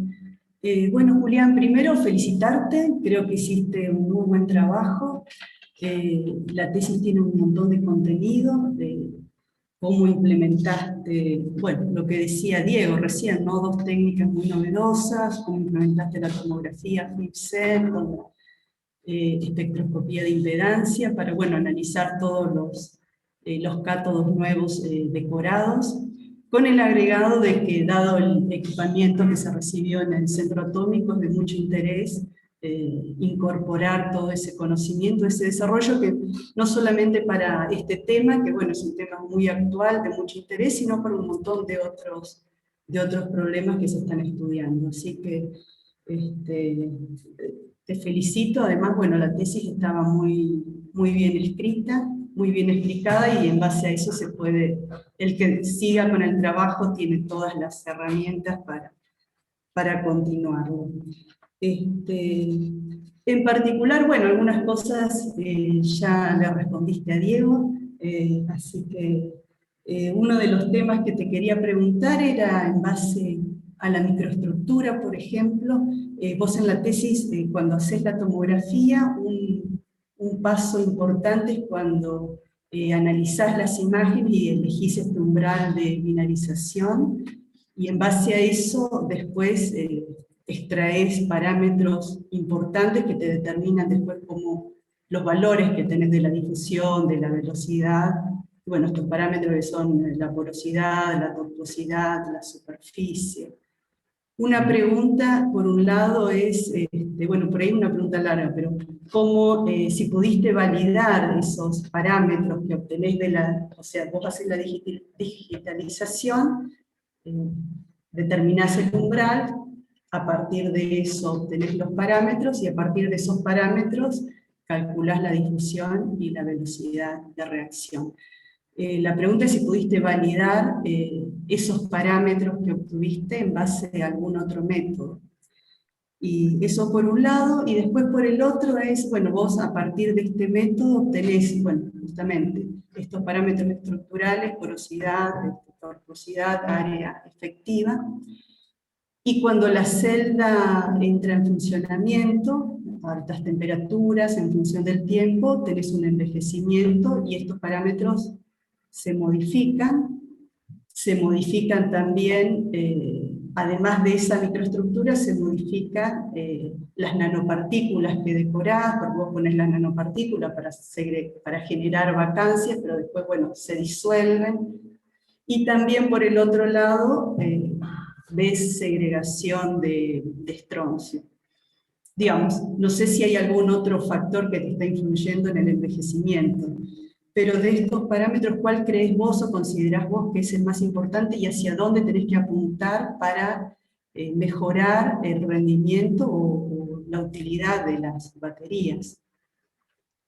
A ver, voy a tratar de responder. Sí, por ahí está todo muy relacionado en el material que estás haciendo. Primero creo que me preguntaste por la validación de los resultados, y yo en particular yo no hice otros experimentos, entiendo, o sea, sin embargo, bueno, comparé con literatura y ese tipo de cosas, pero entiendo que en particular, por ejemplo, la porosidad da en valores esperables. También, o sea que en nuestro método de síntesis ya había sido medida la porosidad, creo que, no me acuerdo si era con BET o con qué técnica se medía, y eso me daba razonable.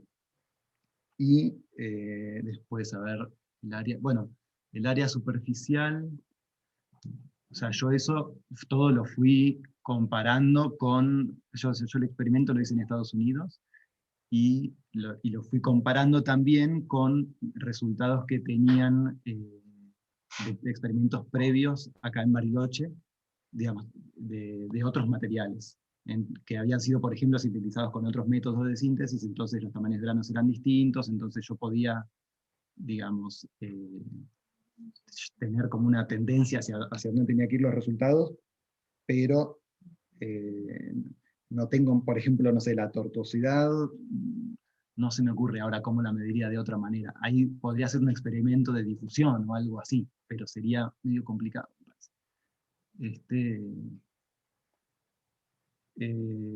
Así, pero bueno, eso sí, lo fui siempre comparando con literatura y con materiales que hayan sido sintetizados con el mismo método, por ejemplo, y entonces esos valores yo los fui teniendo en cuenta. Después me preguntabas por la evolución temporal. Sí, bien. Entonces, efectivamente, o sea, la microestructura tiene una evolución temporal, ¿no?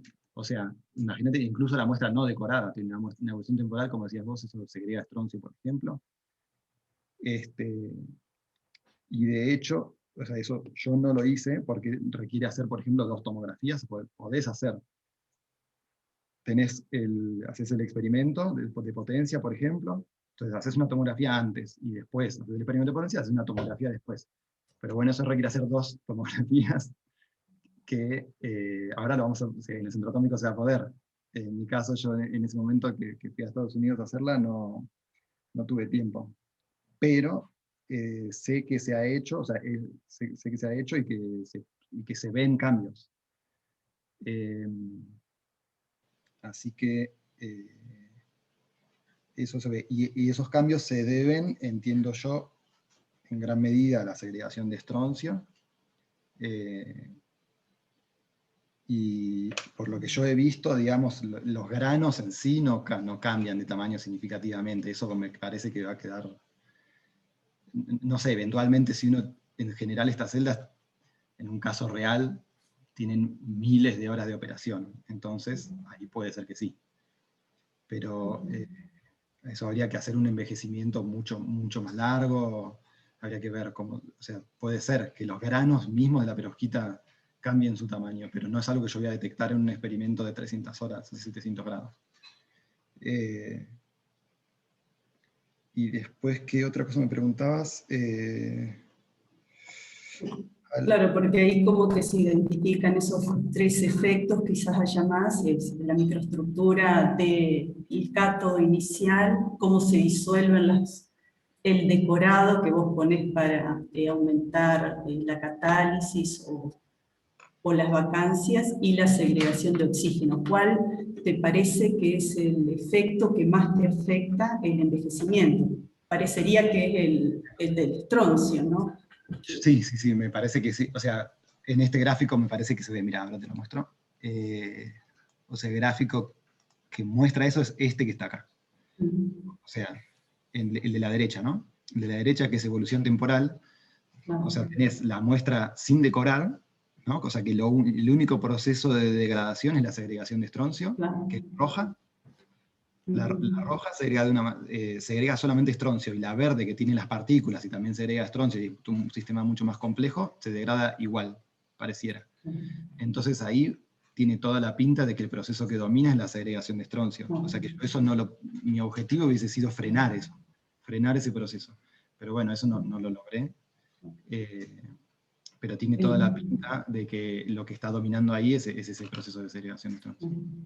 El decorado te aumentaría como la potencia, la velocidad de reacción y la difusión, y el estroncio estaría más relacionado con el envejecimiento, quizás, con evitar o tapar los sitios activos superficiales. Sí, son como procesos en algún punto, o sea, contrapuestos, ¿no? Porque si no freno la segregación de estroncio, es como dijo Diego, o sea, la degradación es un problemón, que por más que vos lo decores y te dure 10 horas y tengas una potencia impresionante, pero si te dura 10 horas no sirve para nada. Entonces hay que ver cómo, o sea, encontrar algún material que ayude a que esa curva no caiga tanto, digamos. Y sí, la otra pregunta está relacionada con la espectroscopía de impedancia electroquímica. Vos, digamos, o sea, por un lado es súper interesante porque te da, bueno, esta combinación de dos herramientas te da justamente la posibilidad de poder identificar qué mecanismo tenés que optimizar en tu material para tener mayor potencia, o mejor, bajar la resistencia del cátodo. Eso, la verdad, es una contribución muy importante porque justamente te da como un mapa de ruta de cómo podés hacer para mejorar, ¿no? Así que es, como decía Diego, muy prometedor para el futuro. La pregunta es, por curiosidad más que nada, es cómo, porque vos analizás el espectro de impedancia con un circuito equivalente. Y cada componente está relacionado con algo microscópico que pasa en la muestra. Y bueno, la impedancia de los cables, la resistencia de la superficie. Y cuando decorás, te aparece una capacitancia. ¿Cuál puede ser el origen de por qué reacciona como un circuito ahí que agregás medio en paralelo con un capacitor? ¿Cuál puede ser el mecanismo? O sea, a ver, en realidad no. En mi caso, mira, en mi caso yo tenía un circuito, yo tenía dos perovskitas, ¿no? Una que tenía más cobalto, una que tenía. Entonces, yo primero me ocupé de entender bien cómo funcionaban cada una de esas sin decorar. Entonces, para esas me hice un circuito equivalente. Una de esas dos tuve que agregarle un elemento nuevo a la superficie. Que no, si se acuerdan que había los gráficos que tenían dos curvas. Entonces, en la otra había una sola. Eso lo dedujimos porque era necesario ponerle un elemento nuevo, porque si no, no lo podíamos modelar al circuito, y era la manera más simple, digamos, de ajustar las curvas.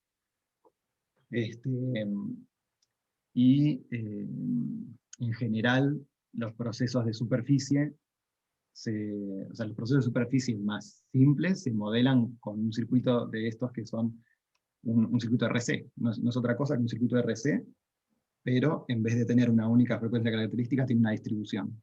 Por eso le llamamos RCP, pero es un circuito de RC en paralelo.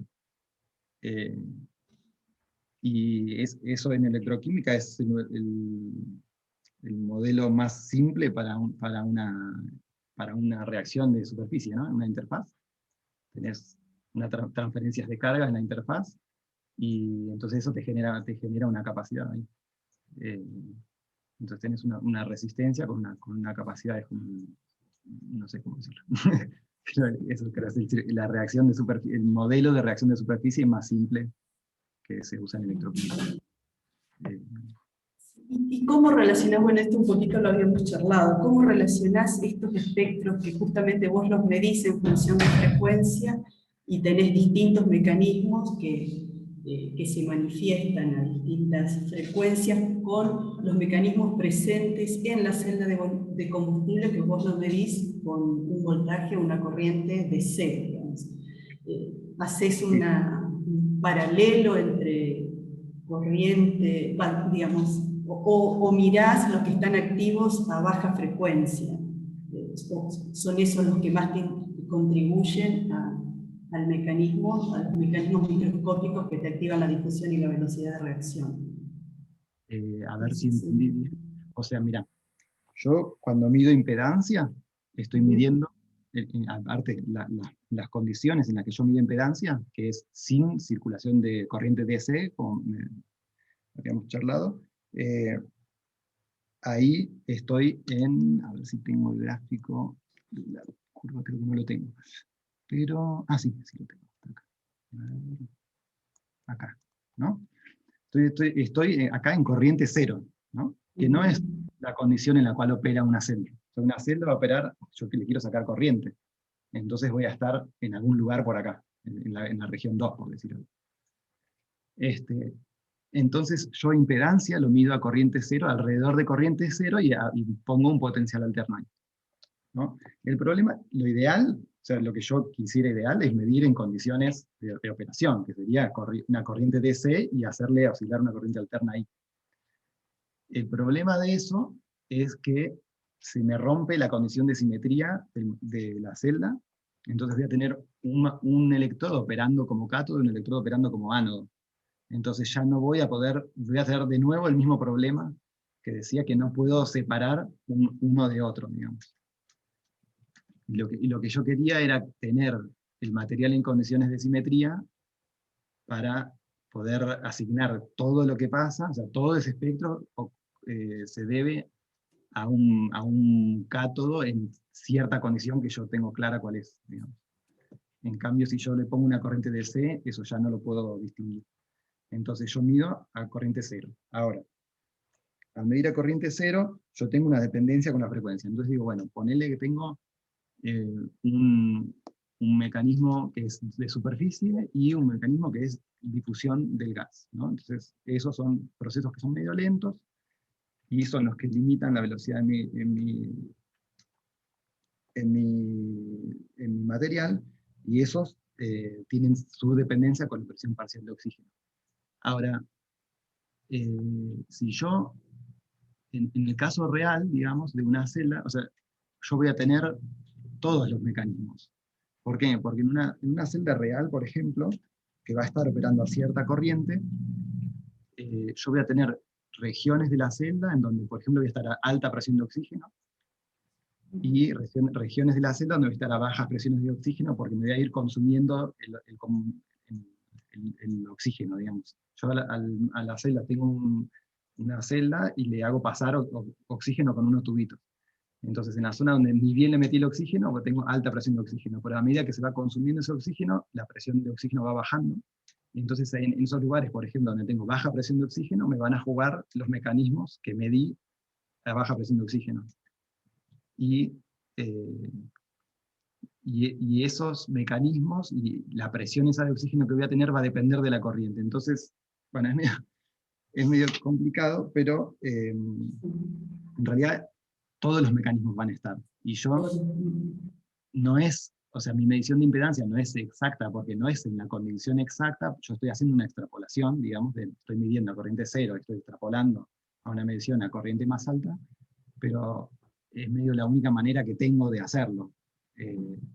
Porque ya si me muevo de esa posición, ya no tengo mucha manera de modelarlo.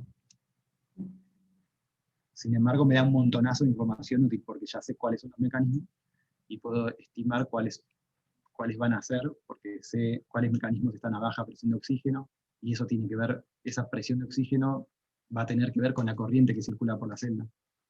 Entonces, más o menos puedo estimar cuáles son los mecanismos que van a jugar en qué condición, en base a esas mediciones de impedancia. No sé si es muy retorcido. Sí. Es complicado la dependencia con frecuencia, pero bueno, sí, es súper interesante esto, que podés detectar los mecanismos y así poder optimizar. Y bueno, la última pregunta ya te la hizo Diego, así que, o sea, vos con todo este desarrollo has visto y has logrado optimizar, bajar la resistencia, bajar las impedancias de tu cátodo, en un porcentaje muy importante, un 60% creo en las de cobalto y un 20% en la otra, y uno espera que esa mejora que has visto se vea reflejada después en la celda de combustible. Así que bueno, ahí bueno, es un poco lo que ya respondiste, ¿no? ¿Dónde está esa resistencia extra o esa limitación que tenés para que tu celda después te responda con un aumento en potencia, que es lo que uno espera en base a la mejora de tus cátodos? Así que bueno, felicitarte de nuevo y le paso la palabra a Alberto. Vale, gracias. Bueno. Gracias. Adelante, Beto. Gracias, Mariano. Bueno, Julián, muchas gracias. Sí, fue muy buena la presentación y la verdad que también fue un placer leer el manuscrito. Muy claro, me gustó mucho el trabajo. Te felicito por el trabajo. También felicito a Liliana y a Alberto, que te dirigieron en distintos momentos de la tesis. Bueno, realmente creo que se refleja un muy buen trabajo. Así que bueno, por ese lado quería expresar esto. Digamos, las preguntas de la presentación hay varias, algunas ya las has discutido tanto con Diego como con Elín. Digamos, tengo algunas que tienen que ver más, sos el que más sabe del tema entre todos los que estamos acá, así que por eso quería preguntarte un poco, digamos, yendo a ese conocimiento íntimo que uno tiene de su material después de haberlo estudiado muchos años, ¿no? La primera es, ¿qué imagen te haces? O sea, ¿qué pasa con el decorado, ¿no? O sea, llega una molécula de oxígeno, digamos, ¿qué pasa ahí, en el lugar donde está la partícula que decora? ¿Se disocia sobre la partícula y el oxígeno empieza a difundir a través de la partícula? ¿Eso ocurre en la interfase entre la partícula y la matriz? ¿Qué imagen te haces? O sea, para mí, o sea, la parte que juega algún papel, digamos, de la partícula, en particular, por ejemplo, las de dióxido de cobalto, es la interfase, o sea, yo tengo la sustrato y una partícula acá, y digamos, esta línea que me queda acá, es la interfase que sería como se dice triple phase boundary en inglés, Sí, sí, eso, una La interfase las de tres entre tres fases. Claro. Sí, ese lugar creo que es el que me facilita a mí que la partícula, por ejemplo, de un electrón, eh, pero que a la vez esté conductor mixto que me tiene las vacancias de oxígeno, ¿no? Porque si yo tengo la partícula y la partícula no tiene vacancias de oxígeno, tal vez arriba de la partícula puede ser que yo esté disociando moléculas, pero si esas moléculas no pueden difundir a conductor mixto, no, se van a quedar ahí arriba, o no sé, pero no van a jugar un papel importante en la reacción. Porque yo necesito que suceda todo, ¿no? O sea, necesito disociar, pero necesito que haya un transporte de esa molécula. Y entonces si no la puedo, perdón, de la molécula, de ese ion de oxígeno, entonces si no puedo transportar el ion, no, esa parte no va a hacer nada.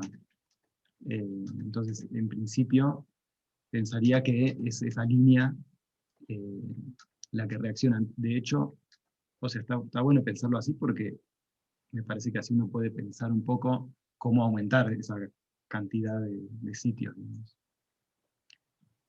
Sí, un poco iba a eso la pregunta. Porque cuando se te disuelven estas partículas, estás perdiendo ese sitio, digamos, ¿no? O esa línea, ¿no? De alguna manera. Sí, sí, sí. Sí. Ahí, sí, o sea, pareciera que ahí, o sea, sin duda hay una dependencia temporal tremenda, entonces yo me imagino que es probable, muy probable, que si uno hace mediciones en función de la presión parcial de oxígeno, cambien las dependencias en función del tiempo. Eh, entonces, eh, o sea, en mi caso yo las medí, o sea, yo siempre traté de medir lo más rápido posible, pero no sabía, o sea, veo que hay gente que, por ejemplo, pone films,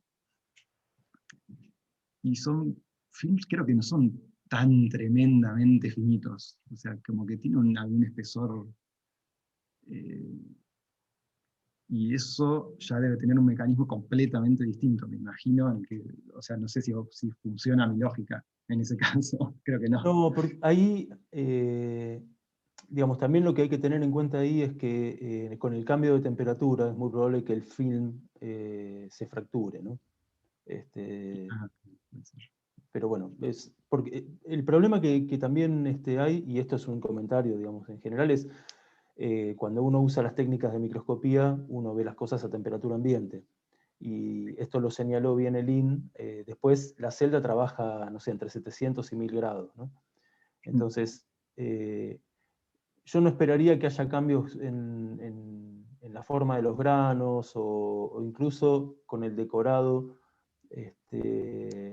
en buena parte de las condiciones, pero sí, por ejemplo, si tenés un film, ¿no? Un film que puede aparecer continuo a temperatura ambiente.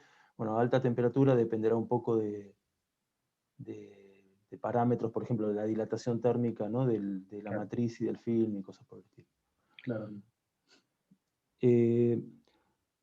Digamos, la otra pregunta que me quedó es, digamos, vos estás aplicando un método que tiene tres patas, ¿no? Vos decías, una es una tomografía 3D,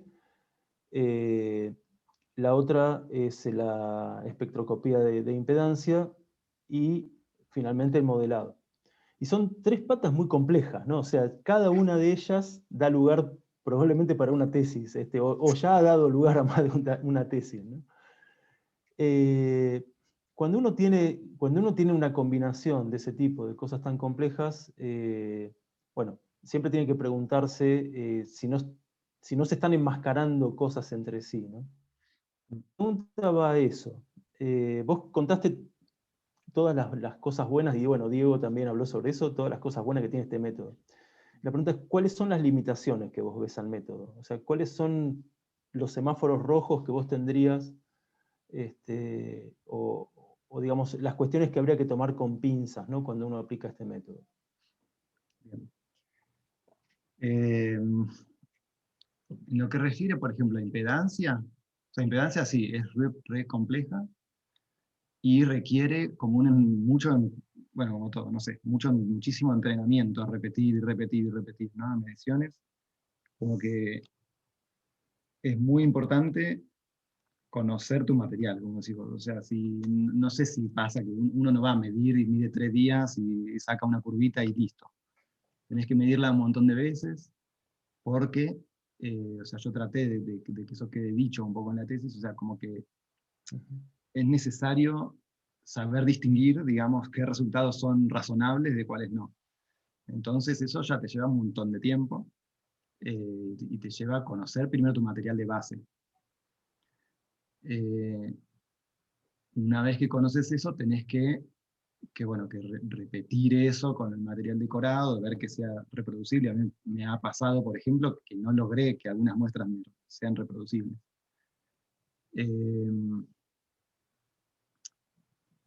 Entonces, bueno, por otro lado, teníamos el tema de la pregunta respecto de la microestructura, ¿no? O sea, el tema de la tomografía. Teníamos la pregunta, o sea, yo usé una única tomografía para todas mis muestras. ¿Por qué hice eso? Porque nos tuvimos que responder esta pregunta, o sea, si acaso la resolución de la tomografía era, o sea, si yo hacía una tomografía por muestra, por ejemplo, que eso es un laburo tremendo, pero ¿era necesario hacer una tomografía por cada muestra que yo había hecho? O sea, si yo decoro una muestra, ¿hago una tomografía o no es necesario? ¿Voy a poder resolver con la tomografía esa diferencia en la microestructura o no? Entonces eso, en principio parecía que no, pero bueno, yo no estaba tan seguro. Y entonces, en este caso particular de estas microestructuras, de estas muestras que tenían como una carga baja, ¿no? O sea, yo le puse nanopartículas, pero le puse medio pocas y chiquitas, ¿no? Entonces, yo tenía una tomografía que tenía, no es exactamente este número, pero más o menos una resolución espacial de 20 nanómetros para todos lados, y unas partículas que tenían ese tamaño, más o menos. Y sumado a eso, la tomografía iba a tener todas las incertezas del análisis de los datos, que eran bastante grandes. Entonces a mí eso me convenció de que en mis muestras en particular no iba a hacer falta, por ejemplo, hacer más tomografía. Pero eso no va a ser siempre así. O sea, va a haber casos en donde sea gris, por ejemplo, en donde si tenés partículas medio grandes, o si tenés muchas partículas, vas a tener que hacer más de una tomografía, que bueno, eso se puede hacer. Pero ahí ya empezás a tener que invertir en tiempo y en equipo, ¿no? Entonces se hace todo súper largo, o sea, no podés hacer, no se puede aplicar el método, no es que yo hago una muestra hoy y mañana voy y la mido y todas las muestras que prepare puedo aplicar el método porque lleva mucho tiempo, mucho trabajo, ¿no? Entonces hay que elegir bien las muestras, entonces tengo que tenerlas bien caracterizadas en impedancia primero, y cuando tengo una que sé que va a funcionar, la mido, ¿no? Después, en particular, esto, tal vez ahora me voy por las ramas, pero tal vez es interesante, que charlando con Alberto Caneiro, él también está trabajando en esto, y hay otro tipo de materiales, digamos, si uno tiene un material que es más complejo, o sea, en mi caso, no, pero voy a decirte otra cosa que tal vez es más aplicada a esto primero. Por ejemplo, o sea, la tomografía, sé, por ejemplo, que en composites, o sea, en materiales compuestos se puede aplicar, ¿no? O sea, si uno tiene más de una fase. Esa es una pregunta que está buena de responder. ¿Eso se puede aplicar? Creo que no en todos los casos, pero justo en los casos de materiales de celdas, los más típicos, por ejemplo, están los composites de níquel ISZ, que se usan los ánodos. Eso se puede resolver porque podés hacer la tomografía con electrones Retrodispersado. backscattered, Retrodispersado. retrodispersados. Entonces tenés resolución en Z, ¿no? Entonces ahí podés tener un contraste y poner dos umbrales en la imagen. Pones dos umbrales y ahí podés distinguir una fase de la otra, por ejemplo. Pero podría sucederte que tengas algún material que no te genere suficiente contraste, ¿no? Entonces ahí no podés resolverlo. Eso puede pasar. Estoy pensando ahora sí, o sea, seguro, digo, me imagino si uno hace es un material compuesto o un material decorado pero con partículas muy grandes, en donde tenés el Z parecido. Ahí ya se debe hacer mucho más difícil. Y tenés que tenerla muy clara, supongo, con hacer el experimento. O sea, como que hay que tenerlo muy tuneado el experimento y muy tuneado el análisis de imágenes. Eso veo como que está avanzando enormemente los algoritmos para sacar información de esas imágenes, ¿no? Pero si la imagen no es buena, no se puede hacer nada. O sea que sí, hay casos en donde no va a funcionar. O donde vas a sacar menos información. Pienso, no sé, por ejemplo, la porosidad la puedes sacar igual, pero tal vez no puedes sacar la proporción de una fase respecto de la otra, o la cantidad de interfaces que tenés entre una fase y la otra, que son cosas que uno querría saber. Es probable que haya experimentos en donde no se pueda resolver eso. Estoy pensando ahora si ahora, tal vez hay alguna alternativa, pero no se me ocurre. Así que, bueno, sí, va a haber casos que van a ser complicados. Este es como el caso más simple, creo. Bueno, muchas gracias. Yo creo que está bien y que podríamos pasar a discutir con el jurado, ¿no? Bueno, gracias. Bueno, muchas gracias. Lo que vamos a dar es ahora la oportunidad, si hay preguntas del público, pueden activar su micrófono y avanzar con la pregunta. Si hay muchas preguntas, ahí vemos de generar un orden para que no colapsen.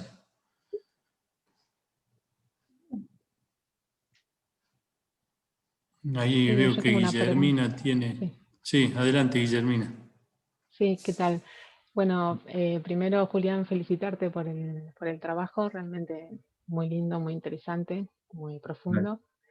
Y te quería hacer una consulta justo sobre el otro material decorado que no mostraste Sí. en la presentación de la decoración con el óxido de acero gadolinio. Vos ahí tuviste un resultado muy interesante en el estudio de la degradación del material, Sí. y que fue que disminuyó la velocidad con la cual el material se degradaba, ¿no? A partir de un determinado tiempo. Sí, ¿Vos creés que ahí la decoración está afectando de alguna manera el mecanismo de segregación de estroncio, o es otro el motivo por el cual lograste esa mejora? a ver, voy a buscar el gráfico para que lo podamos ver.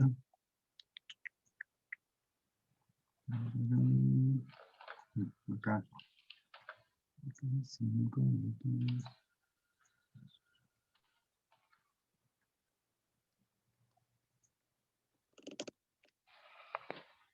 Esto. No, esto. Sí. Esto. No sé si, creo que a esto te referías, ¿no? Sí, sí, sí.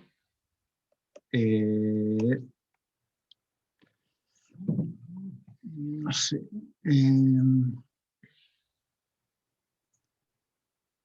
No, la verdad es que no sé, me imagino que no. Que yo no creo que la decoración esté siendo importante en el tema de la segregación de estroncio. Porque el GDC es justo, tengo entendido que es bien estable. Entiendo que son partículas chiquititas, entonces podría no ser tan estable. Pero entiendo que es bien estable en esas condiciones y en esos, estando con la peroquita, no sé, me da la sensación de que no. Pero, Entonces por ahí es algún otro el mecanismo por el cual se reduce la velocidad de degradación en ese caso. sí, y se reduce muy poquito, pero sí. Sí, no sé, a mí estos resultados, bueno, ahí están con la barra de error, ¿no? Pero, me dan como que son distintos, pero muy poco distintos. Entonces, no sé. No me animo a decir algo muy demasiado jugado porque como que los veo así muy parecidos también. Pero en principio diría que no, digamos. Diría que las partículas no creo que jueguen mucho papel, salvo tapar, digamos, no sé, algo mecánico, digamos, de que en los lugares donde están las partículas, ahí no creo que salga estroncio, pero...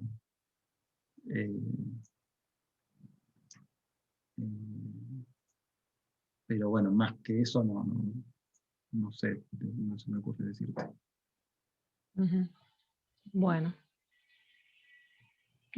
está bien, nada, eso nomás, muchas gracias. Gracias, Guillermina. ¿Hay alguna otra consulta que quieran hacer a Julián en este momento?